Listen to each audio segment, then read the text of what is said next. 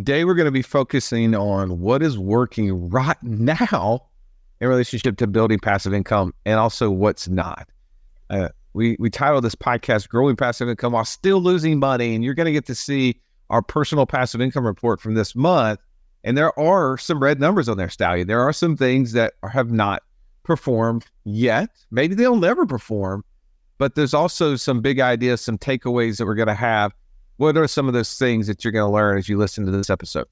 Well, three main things that you're going to talk through today is one, new beginnings. And I think that affects some of those red numbers, right? Like sometimes you have to invest in things to see if they will work. And so you have to go backwards before you go forward. So that's new beginnings. We're going to get into that.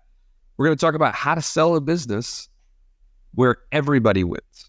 There's really cool talking points around that. You're not going to want to miss it. And then lastly, investing with confidence. What are those things that are true, steady Eddie, not cousin Eddie, but steady Eddie opportunities and what you need to know about those? Well, for us, right? Like whenever you're investing, you have to invest from your investor DNA. You have to invest with confidence. And that's why when we labeled that one with confidence, because we have confidence in there because it matches our investor DNA. We'll talk a little bit about that. Let's jump into this episode right now.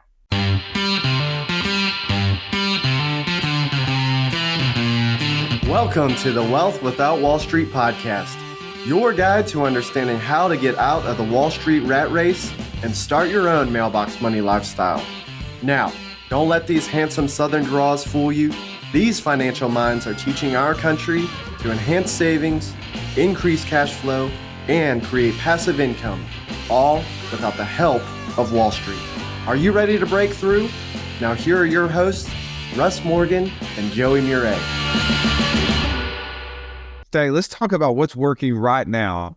We said that there's three big ideas. The first one is new beginnings. There's things that we started in the recent months and are getting ready to start that we need to talk about. So Turo, right? We've had a couple of different guests on the show in the past, CEO Matty J, Ryan Bly. I even talked about starting a little rental truck on my Turo, but you recently got into the game. Talk a little bit about that experience, why you decided to do it, and what happened in your first month. Yeah, so I'll go ahead and tell you this. Number one, this is August 2023. We haven't mentioned that, but just to memorialize this month in particular, this was about halfway through the month. I was able to take an old minivan. This is a 2015 Toyota that my wife and I've had since 2015. It started getting up in mileage, and it was just one of those things where I was like, you know what? Let's go ahead and see if we can get the old minivan to pay for the new minivan. Of course, my wife just loves a minivan. I offered her something else. She said, no, give me another minivan. So that's what we went with. So Cousin Eddie Jr. hit the Turo market middle of August, and it was on 2 trips in that month. Now, here's the thing. I didn't go the route that Russ did. Russ did Turo DIY. Like, hey, this is simple. He's an operator. He thinks he can operate things. He buys a truck. He puts it on Turo and crickets for weeks. Why are you trying to bust in my chops here? No, I'm just all you wanted to do is, why are you doing Turo and what are you doing? Now you got to start talking about what I'm doing. No, I'm just saying, let's compare and contrast. You start one from scratch and you sit for 2 or 3 weeks with no trips. I bought a brand new truck. You took an age-old minivan. Exactly. I put it on the platform myself. You paid someone else to do it. I co-host with Ryan Bly and his team, right?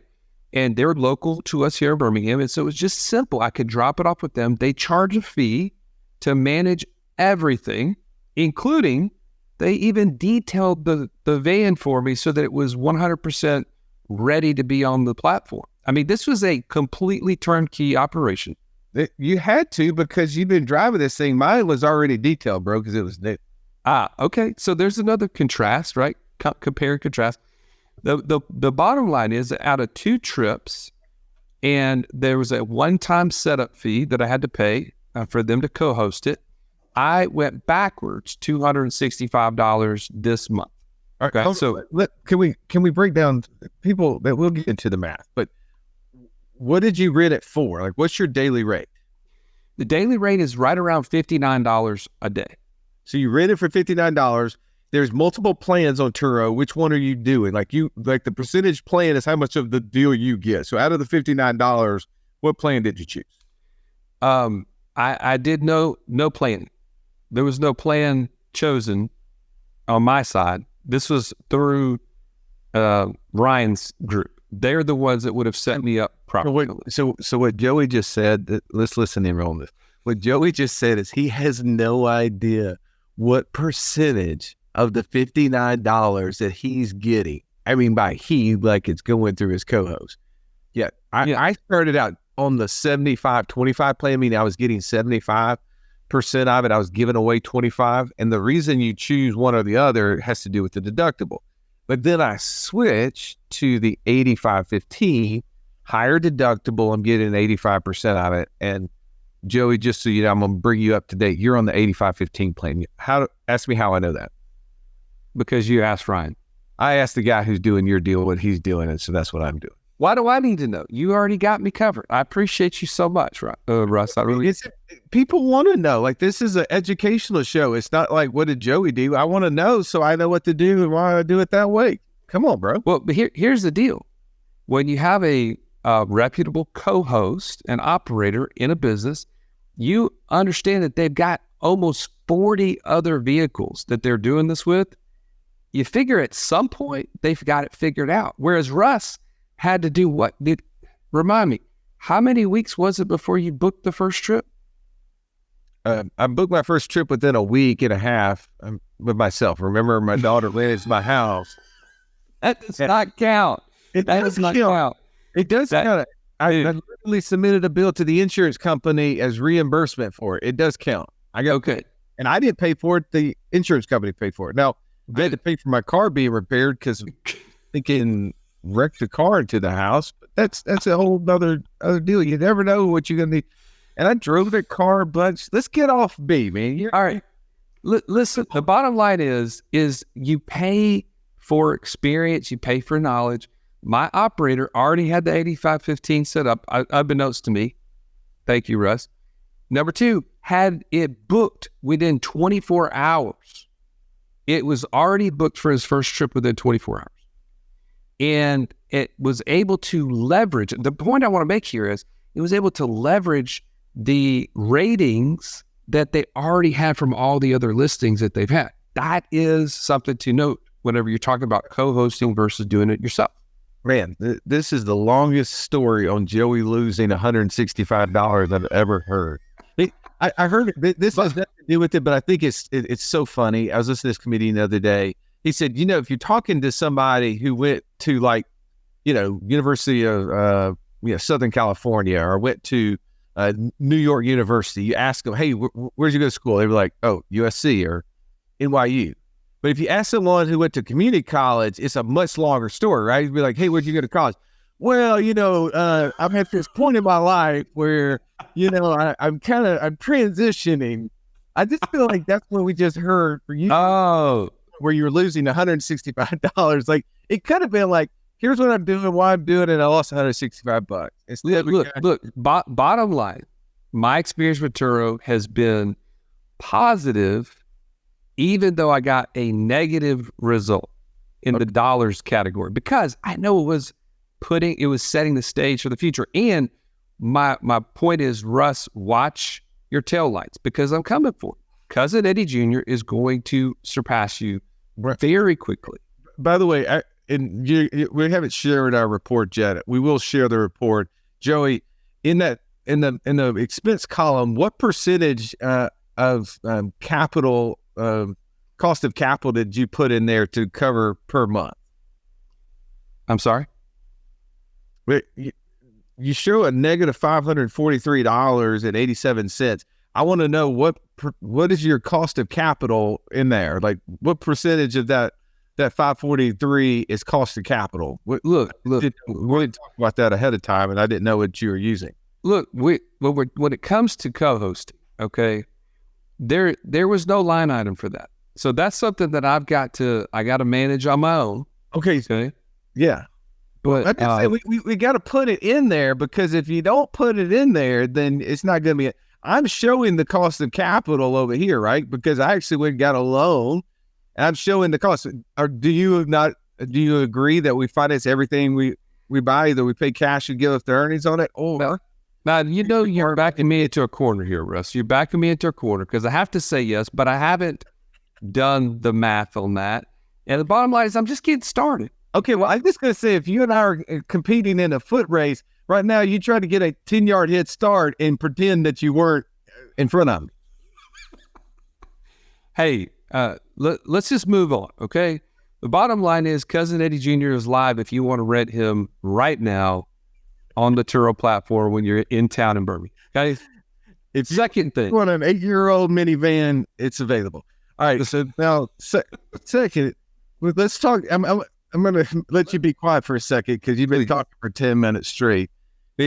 Talking about new beginnings, right? Like, one of the newest things that Joey and I are getting into, if you didn't hear the episode with Sophie Howard, I just encourage you to go back, go to what'swhatwallstreet.com/freedom navigator, and you listen to that episode where she was teaching us how to buy existing businesses, not build one, right? Don't build one from scratch. Some people love building businesses, great. But this is buying digital e-commerce brand businesses, blogs. I mean, you name it, affiliate websites, however you want to get into the e-commerce space, but buying an existing business that already has profits, already operating. She was sharing that with us. And one of the things that got us excited about this is that Joey and I have several daughters that are teenagers that we've been trying to figure out how do they get involved in a different business opportunity.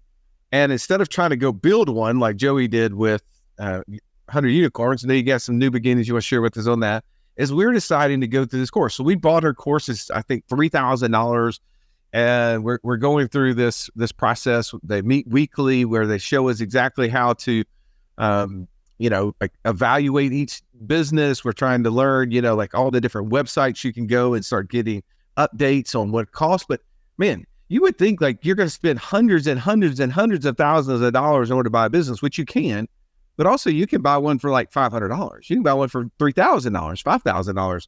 And that's where we're getting ready to actually go deeper. So in the next month, by the time we do a report next time, Joey, I'm challenging that you and I have bought a business, or at least have a letter of intent on one. I'm with you. Hey, I'm putting my hand up right now. Y'all can't even see it if you just listen to the podcast. I got my left hand up, right hand on the Bible. Well, it's not on the Bible, but I'm going to do it. I'm with you. Okay. All right. So that's a good thing. What, you got something else new to talk about 100 Unicorns? Be quick, because speaking running. Let me just say this. When you see the report, which Russ, feel free to share at any point, I invested in an operational partnership. Okay. I want to very clearly define those words. I invested in an operational partnership. Here, community college right now. Keep going. And part of that partnership, they immediately pointed out, look, if we're going to put products on Amazon for 100 Unicorns, we have to trademark the logo, and we have to actually do some logo work in order to maximize our impact on Amazon. Do you know I never would have known either of those two things if I didn't have an operational partner? Russ, are you shocked by this? Yeah, not shocked at all. Okay. So my point is this. You're going to see a negative, what is that number? Or $1,100 something dollars? Yeah, negative $1,157.49. And you're going to say, wow, Joe, you continue to go backwards. But this, my friend, you're going to see some negatives coming on the board in the next 3 to 6 months, because we're going to be buying products. In fact, we've just bought some samples from some different products that we're going to develop overseas. And those things, as they come in, we're going to find the ones that work the best, and we're going to start putting them on Amazon. When you start seeing those negatives, they're going to be followed with a lot of positives. What's the greatest insight that you have for us for this? Like, looking at this Is it that when you're in growth mode that you're always going to have dips in profits because you're having to invest cash? Is that what you're trying to get after? That's one of them. But the bigger thing is, man, the right partner is going to propel your business, even if at the outset it costs you more than you may have known because you didn't know what you didn't know. And you got a good partner now in this? I got a fantastic partner. He's actually built an e-commerce brand in the last 3 years to on pace to be almost a $10 million company. Okay. And I think I'm okay, with 100 Unicorns being, even a portion of that, at this point. I just want to let them fly. I want to get them out of the stables, as I've been saying. If you've listened to our show for any length of time, you've heard us talk about infinite banking and how we were able to use that concept to create over $50,000 a month in passive income. But it's just not that easy to figure out, how does this all connect into my own personal system? Stallion, that's why we created the passive income operating system, bro. It shows you how to turn active income into passive income. It makes all the steps come together. If you would like to get access to it as a podcast listener, we've never given this away in public before, go to what'swhatwallstreet.com/PIOS. There was nothing worse than walking into class when you're in school and the teacher saying, Pop quiz day. Why? Because you were unprepared. Are you unprepared though for financial freedom? Don't be. Find out how close you are by taking our 30-second quiz at wealthwithoutwallstreet.com/quiz. No, those jokers need to get out from underneath the water. They've been thinking of water for a long time. You might have to resuscitate. Can you get like a unicorn, a defibrillator? You might have to buy one of those. Hey, I'm good. I'm good with that. I'm good. Let's see if the market will. Okay. 3 big ideas, and they weren't in that section. That was just one of many things. But let's talk about how to actually sell a business where everyone wins. And what do we mean by that? Sometimes whenever you're building these businesses, maybe you're working on one right now, or you're building an investment business and you're going to want to exit. And I tell you that the old strategy, right? Whenever you're building a business, you're either doing one of two things. You're preparing it to be sold, or what, Joey? You are creating a hobby for yourself. You're creating a hobby. And so many people right now are in hobbies that they would call businesses, meaning that as soon as they walk away from it, the business ends. There is no business, right? So it's something right. You get to do, you enjoy doing it, it's fun, but nobody else could buy it because you're the business, right? That's right. In this situation, we actually built a business in the short-term rental space where we did have an operator. The operator was managing everything. The operator created a pretty nice business, and it gave us an opportunity to say, hey, we've taken it to the point where we're no longer interested in it. It's shocking, right? We can't get distracted with new ideas. And we sold the business to him. But we sold it in a very unique way. So if you're looking at the passive income report, if you're on YouTube right now, benefits of watching live or going on YouTube is that you can kind of see what's happening on a monthly basis. And you notice that last month, right, we actually brought in from the sale of that business $20,000. But Joey, in the month of August, we only brought in $3,000. Did we lose money that month? Why is there a difference between $20,000 in July's income versus only $3,000 in August? Well, if you've paid attention to this business as we reported on it over the last 3 years, you know that it's somewhat cyclical, it's somewhat seasonal, and that there's certain months where you have a lot more profit than others. August is one of those months where, undoubtedly, in our historical reference, with the profits just weren't as high. And so when we set up the actual, owner financing note on this particular business, we didn't want to set up the buyer as in behind, the 8 ball. And if we had just kept it as a linear number every single month, we knew there was going to be some months where it wasn't going to equal that. It was going to go backwards. And so for August, we set the terms to be $3,000, just so it was much more easy for him to manage that cost basis. And therefore, we both win in this scenario. We consistently get our note income, but he consistently can operate the business at the highest level without all the stress that a normal bank note would have created. The key insight from what Joey just said there is that you can actually create creative ways to both buy businesses and sell them to follow what you've experienced in life. There's not many loans that you've ever had in life where one month you could pay 20 grand as the minimum, right? You always pay more, but as the minimum, and then the next month the minimum would be 3,000. Like, there's the win when you're getting it creative in the way that you're financing it, and it makes the business way more attractive, right? Like, I'm considering selling a car. Joey's like, well, hey, why don't you do like a owner finance on the car? Because instead of selling it for 50 grand, you could probably sell it for, 65. It's just selling it on terms, right? You could sell something on terms for a lot more than what you can sell it for cash. And I think that's the key insight here, is that whenever you have different things, businesses, know that one, you can buy them creatively, but you also can sell them creatively. And that's what creates a win for everybody. All right. So key point number 1 was new beginnings. Key point number 2 is how to sell a business where everybody wins. Third point for today's podcast, Joey, is how to invest with confidence. Talk a little bit about how we're investing from our investor DNA with confidence. Well, I'll go ahead and tell you that as we've already pointed out in this podcast, neither Russ nor I are great operators.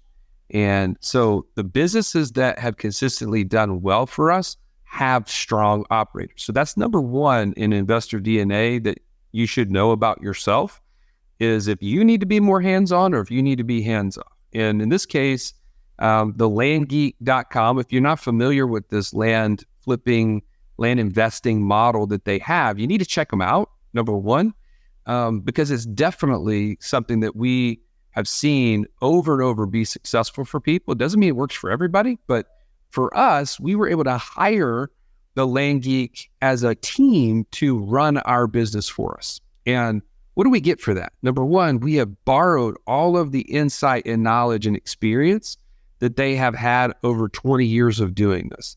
Number 2, all the systems, processes, and staff that they've created over the years, we borrowed. And so number 3, all that we are required to do is invest in the business, continuously put money and capital aside, which, by the way, that's what we do best. And so this consistently works well because we have a great operator. And number 2, we, from an investor DNA, I love the steadiness and the solid security aspect of having raw land backing up every one of these loans. And it's at a very low loan to value. In other words, these loan notes are worth, or the land in those loan notes will more than pay off those things. If we ever had to take them back, we can resell them. So there's a lot of security aspects that a high S like me loves about this business. What else would you add to that? I had a conversation with a guy yesterday. He was saying, hey, I'm making a transition in life and I'm trying to figure out what's the best opportunity for me, right? And I was looking at his culture index, going through some of his investor DNA, and he had this profile, Joey, that is, it just got grit, man. This guy's been a winner at everything he's done, high achiever, doesn't need a whole lot of direction, just let me go, right? And I said, here's the thing, is that if I would have learned about the Land Geek 6 years ago, you and I would not be on this podcast because I would be doing land flipping.